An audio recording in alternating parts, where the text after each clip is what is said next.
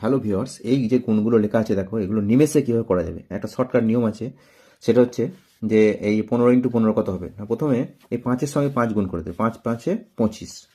ঠিক আছে, 5×5 = 25 লিখলাম।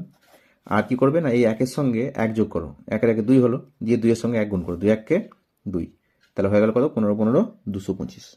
অনুরূপভাবে দেখো এটাও 5-এর সঙ্গে এই 5 গুণ করবে, 5×5 = 25। আর এই 2-এর সঙ্গে 1 যোগ করো, 3 হলো, 3 দুগুণে 6, 625। বুঝতে পারছো নিয়মটা? আবার দেখো, এটা 5×5 মানে 5×5 = 25, বসিয়ে দাও।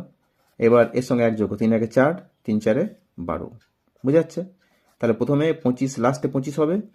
আর এই যে আগে যে পদগুলো আছে তার সঙ্গে একটার সঙ্গে এক যোগ করবো, দিয়ে তার বাকিটার সঙ্গে গুণ করলেই চলে আসবে। তাহলে এটা কি হবে, 5×5 = 25, 5×5 = 25, এটা 4 আগে 5 করলাম, 5×4 = 20, তাহলে এটা হবে 2025। ঠিক আছে, এইভাবে চলবে। পরেরটা কথা হবে না, 5×5 = 25, 5×5 = 25, আর এটা 5-এর আগে 6, 5×6 = 30, 3025 হয়ে গেল।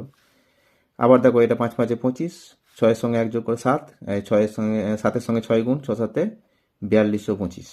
এটা কথা হবে 5×5 = 25, আর 7-এর একে 8, 7×8 = 56। বুঝতে পারছো নিয়মটা? আবার বলছি, 5-এর সঙ্গে 5 গুণ করে 25 বসিয়ে দেবে, তারপরে এই দুটোর মধ্যে যে কোনো একটার সঙ্গে 1 যোগ করে বাকিটার সঙ্গে গুণ করে দাও, 7-এর 8, 7×8 = 56। তেমনি এটা কি হবে, 5×5 = 25, আর 8-এর আগে 9, 8×9 = 72, 7225 হয়ে গেল। আচ্ছা, এটা তোমাদের জন্য রইলো, নিজেরা করবে, দেখো পারো কিনা, টেস্ট করে দেখবে। এরপরে তার মানে নিয়মটা কি দেখো, এটা কাদের ক্ষেত্রে সম্ভব না, যেসব সংখ্যার শেষে 5 থাকবে এবং সংখ্যা দুটো একই হতে হবে। মানে যদি বলে 65 বর্গ করতে বলে, তাহলে কিন্তু এটা সহজে তোমরা করতে পারবে। বা 55 বর্গ কত, 85 বর্গ কত, 95 বর্গ কত, 105 বর্গ কত, তখন তোমরা সহজে করতে পারবে। ঠিক আছে।